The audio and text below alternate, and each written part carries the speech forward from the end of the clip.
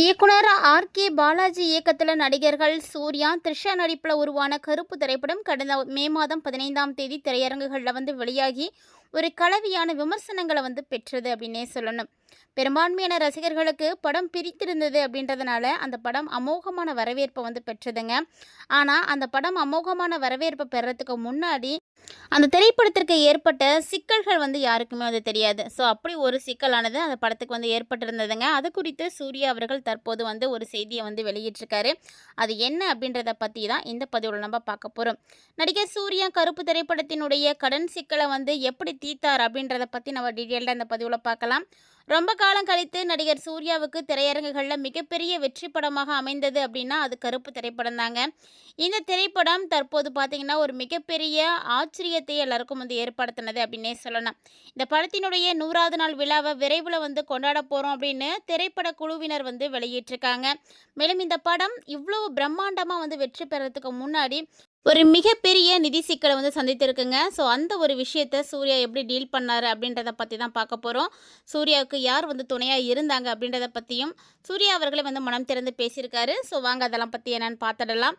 யாரெல்லாம் கருப்பு திரைப்படம் போய் பார்த்தீங்க, உங்களுக்கு பிடிச்சிருக்கு அப்படின்னு மறக்காமல் கமெண்ட் பண்ணுங்கள். சூர்யா ஃபேன்ஸ் யார் இருக்கீங்க அப்படின்னா மறக்காமல் வீடியோக்கு ஒரு லைக் பண்ணிக்கோங்க.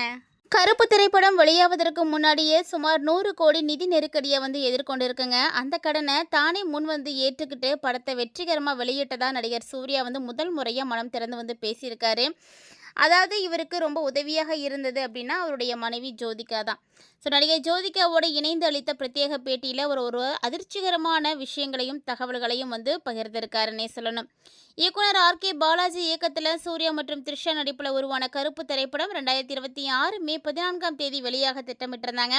ஆனால் தயாரிப்பு நிறுவனமான ட்ரீம் வாரியர் பிக்சர்ஸ் விநியோகக்காரர்களுக்கு வழங்க வேண்டிய முந்தைய நிலுவைத் தொகைகள் மற்றும் பிற நிதி பொறுப்புகள் காரணமாக சுமார் பார்த்தீங்கன்னா 95 கோடியிலிருந்து 100 கோடி வரைக்குமே கடுமையான நிதி நெருக்கடியை பார்த்ததுங்க.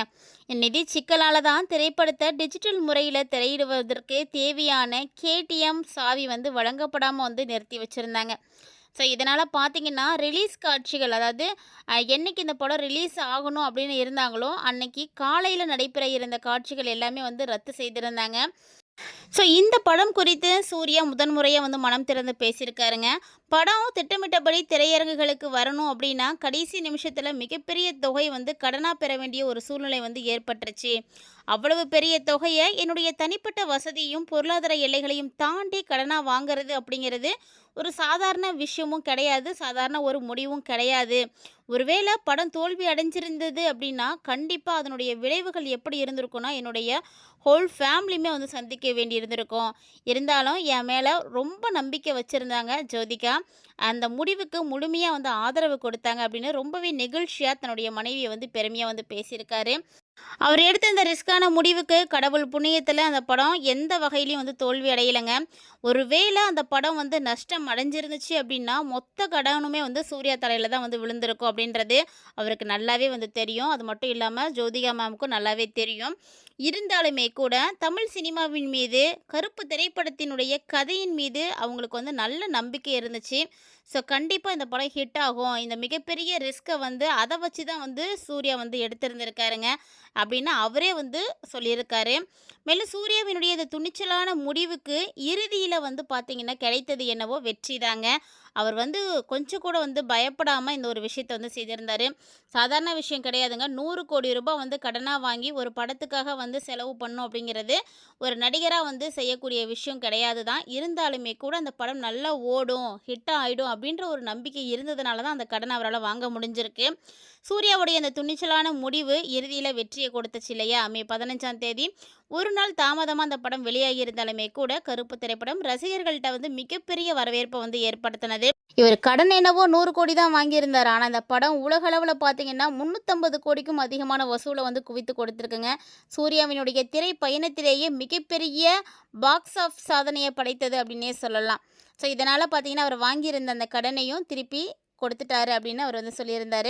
இந்த நிதி நெருக்கடிக்கான காரணத்தை சூர்யாவே சொல்லியிருக்காரு. என்ன காரணம் இவ்வளோ பெரிய தொகை கடனாக வாங்குறதுக்கு தேவை இருந்தது அப்படின்னு பார்த்தீங்கன்னா தயாரிப்பு நிறுவனம் ஓடிடி உரிமைகள் மூலமாக 75லிருந்து 80 கோடி வருவாய் வரை கிடைக்கும் அப்படின்னு எதிர்பார்த்துருந்தாங்க. ஆனால் எதிர்பாராத விதமாக 30 கோடிக்கு மட்டும்தான் ஒப்பந்தமாகி இருந்துச்சு. மேலும் பார்த்தீங்கன்னா, சுமார் 50 கோடி வருவாய் பற்றாக்குறை இருந்ததுனால, அதோடு ஏற்கனவே இருந்த நிலுவைத் தொகைகளும் சேர்ந்து திரைப்படம் வெளியாகும்போது, திரைப்படம் வெளியாகறதுக்கு முன்னாடியே பார்த்தீங்கன்னா, 100 கோடி அளவிலான நிதி நெருக்கடிய அந்த படம் வந்து உருவாக்கி கொடுத்துருக்கு. ஸோ முடிவுல ஜோதிகாவினுடைய பங்கு எப்படி இருந்தது அப்படின்றதையும் அவர் வந்து பேசியிருக்காருங்க. அந்த அளவுக்கு அவருக்கு அந்த கருப்பு திரைப்படம் பிடிச்சிருந்தது. கருப்பன் வந்து துணையா இருந்திருக்காருன்னு தான் சொல்லணும். சூர்யா மூலியமா கருப்பன் தான் இந்த ஒரு ரிஸ்கை அவர வந்து எடுக்க வச்சிருக்காரு. ஸோ அவர் கொடுத்த அந்த ஒரு சவாலையும் சூர்யா சிறப்பா வந்து செஞ்சு முடிச்சிருக்காரு. அது மட்டும் இல்லாம, அவர் இந்த விஷயத்த செய்யறதுக்கு ஜோதிகாவுடைய பங்கு எப்படி இருந்தது அப்படின்றதையும் ரொம்ப ஓப்பனாவே வந்து பேசியிருக்காருங்க. ஸோ இந்த ரிஸ்க்கை எடுக்கிறதுக்கு ஜோதிகா தான் ரொம்ப ரொம்ப மிகப்பெரிய தைரியத்தையும் வந்து சூர்யா அவங்களுக்கு வந்து கொடுத்துருக்காங்க. ஏன்னா, முன்னாடியே நான் சொல்லியிருந்தேன். சாதாரண விஷயம்லாம் கிடையாது. 100 கோடி ரூபாய் கடன் வாங்கணும் அப்படின்னா, அந்த ஃபேமிலியில இருக்கிறவங்க கண்டிப்பா அதுக்கு வந்து ஒத்துக்கணும். யாரும் ஒத்துக்கல அப்படிங்கும்போது அத செய்யவே முடியாது அவரால. சொல்லப்போனா ஜோதிகா மேம் அவங்களுடைய ஒய்ஃப் வந்து இதுக்கு ஃபுல் சப்போர்ட் வந்து பண்ணா மட்டும் தான் அவரால வந்து செஞ்சிருக்க முடியும். அதேக்கேத்த மாரி தான் சூர்யாவினுடைய ஒய்ஃபான ஜோதிகாவும் வந்து ரொம்ப தைரியம் குடுத்துருக்காங்க.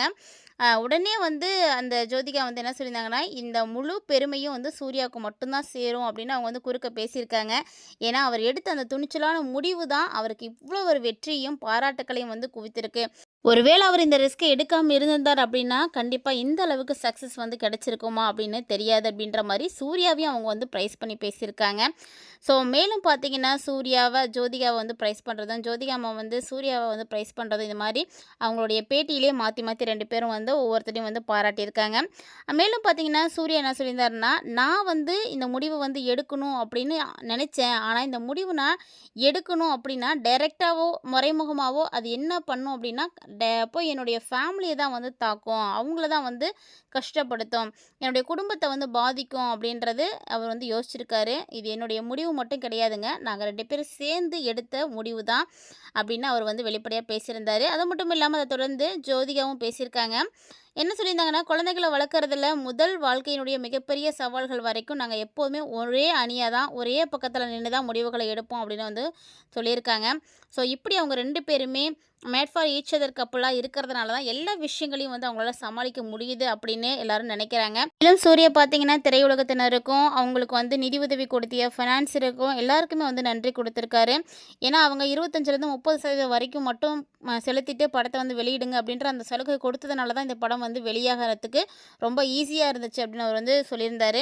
மேலும் தியேட்டர் உரிமையாளர்கள், விநியோகஸ்தர்கள், சூர்யாவினுடைய முயற்சி எல்லாத்துக்கும் சப்போர்ட் பண்ண எல்லாருக்குமே தேங்க்ஸ் சொல்லியிருக்காருங்க.